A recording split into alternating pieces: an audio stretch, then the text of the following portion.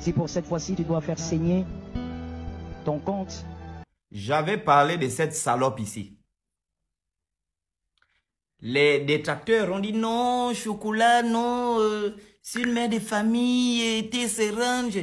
J'ai dit, quand vous voyez une salope comme ça, parlez tous les jours du mariage. Parler tous les jours, c'est que une femme, un homme doit faire. C'est-à-dire que ces messages, ce ne sont que des prédications de la prospérité. En fait, ce ne sont pas des prédications, ce sont des coachings en développement personnel qui sont en train de faire dans les églises. J'ai parlé, j'avais bousillé cette salope ici. On m'a dit non, non, non, non. Aujourd'hui, vous avez, elle vient avec les enveloppes dans une église.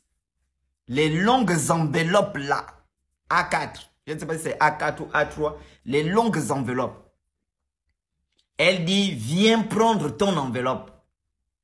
Ce n'est pas une offrande, mais c'est un sacrifice pour ta famille. Même si tu dois saigner ton compte bancaire, saigne ton compte bancaire. Mais c'est-à-dire que c'est horrible. C'est horrible. J'avais dit ça, que cette femme-là, on doit la tuer. On la prend, on la brûle. Vous la voyez, elle est bien habillée avec son foulard où elle met son fétiche parce que ses fétiches, son fétiche est dans son foulard. C'est là-bas qu'elle met son fétiche. C'est quand elle parle, elle hypnotise les gens. On doit tuer cette salope-là. Vous m'avez dit, non, non, non, non. J'ai dit, on doit tuer cette salope. Voilà comment elle est en train d'escroquer les gens vivants. Vivants. Faisons le calcul. Elle demande 2000 euros. 2000 euros en France, c'est difficile actuellement pour avoir 2000 euros. Donc, ça veut dire que 2000 euros en 657, ça peut faire 1 300 000. 2000 euros, si je ne me trompe pas. 1 300 000. Supposons qu'il y a 100 personnes qui viennent donner 1 300 000 à cette dame-là. Ça fait à cette dame 130 millions en un dimanche.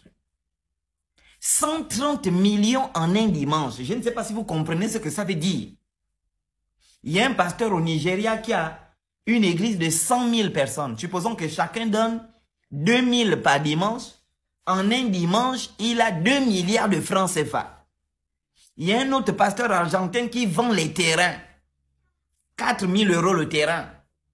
Donc, s'il y a 100 personnes qui achètent le terrain, il a 4 milliards. Il vend les terrains du ciel, il vend les terrains du paradis. Donc, au paradis, déjà, c'est vide. Donc, il faut peupler, il vend les terrains. Ces gens... C'est du crime organisé. Ce sont des vrais criminels. Sortez des églises. Sortez, vous qui êtes encore envoûtés par ces gens-là. Il y a 5 catégories des églises. Et je vous avertis que si on t'a fait rentrer, je ne sais pas, dans ta tête, que l'église a toujours été la maison de Dieu, c'est la preuve que tu iras griller en enfer comme un margouillat. Dieu n'habite pas dans des choses faites des mains des hommes. Un maçon qui se masturbe, un maçon qui doit de sa femme, ne peut pas construire la maison du Dieu vivant. Vous êtes des menteurs. Je vais vous donner les 5 catégories des églises. Il y a ce qu'on appelle les micro-églises. Les micro-églises, ce sont des églises qui ont entre 1 et 9 membres. Parce que je vous rappelle que les membres des églises sont en même temps les clients. Donc, ils travaillent pour l'église, mais ils sont en même temps les acheteurs des produits religieux. Les prières, les fausses promesses, l'huile d'onction, tout ça. Ça sont ce qu'on appelle les micro-églises, entre 1 et 9 membres. Il y a ce qu'on appelle les très petites églises. C'est entre 10 membres et 19 membres. Ensuite, il y a ce qu'on appelle les petites églises, entre 20 membres et 49 membres. Ensuite, il y a ce qu'on appelle les moyennes églises. C'est entre 50 membres et 250 membres. Et tout ça là, se range dans le groupe qu'on appelle les PMER, les petites et moyennes entreprises religieuses. Bordel de merde, ce sont des entreprises religieuses. Au-delà des 250 membres, on a affaire aux grandes entreprises, les méga-churches, qui s'internationalisent. Parce qu'aujourd'hui, les églises, les marchés locaux sont saturés et ces églises sont obligées de s'internationaliser. Donc vous allez voir que dans leur stratégie, leur segmentation marketing et dans leur segmentation stratégique, qu'est-ce qu'ils font?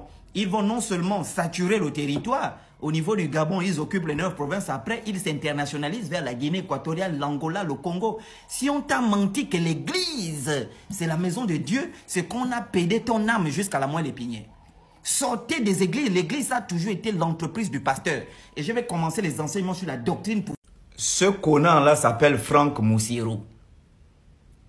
Je ne sais pas s'il est Guissirou Bapounou. Un malhonnête. Déjà, tous les pasteurs Bapounou Guissi sont des malhonnêtes. Pasteur Mavungu, malhonnête. Pasteur Nzamba, malhonnête. Pasteur Nzaou, malhonnête. Pasteur Mbadinga, malhonnête. Pasteur, je ne sais pas, Makita, malhonnête. C'est-à-dire que tous les Bapounou qui sont pasteurs sont malhonnêtes. Comme ce connard. Vous voyez, c'est écrit ici. Urgence. Prophétie majeure sur le jeune homme qui attaque les hommes de Dieu. Il a écrit cette bêtise le 7 août 2024. Et il a dit que c'est Dieu qui l'a envoyé pour venir me dire que à partir du 7 août, je compte 3 mois. Donc jusqu'en octobre, j'aurai un gros cancer ici. Et ça va m'arracher les yeux. On va m'évacuer. Il a vu en vision une grande évacuation.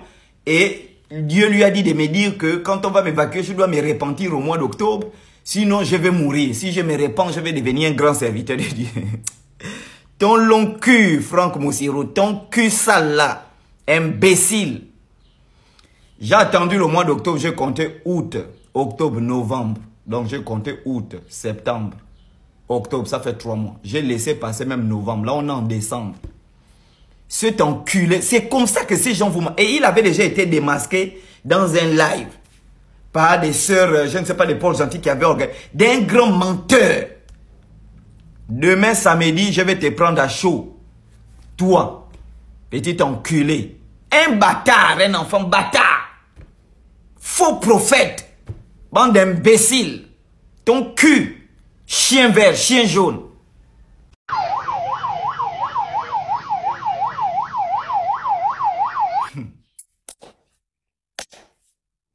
Lui là, si c'est l'ange Gabriel ou l'ange Joseph ou l'ange Michael.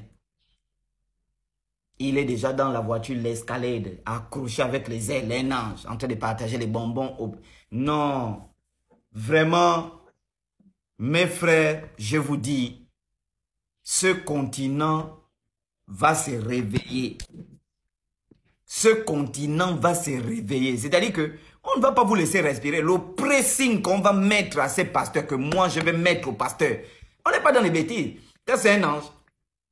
Ça c'est un ange ou bien c'est une poule ou bien c'est... Je ne sais pas qu'est-ce qu'il est parti porter un père de famille.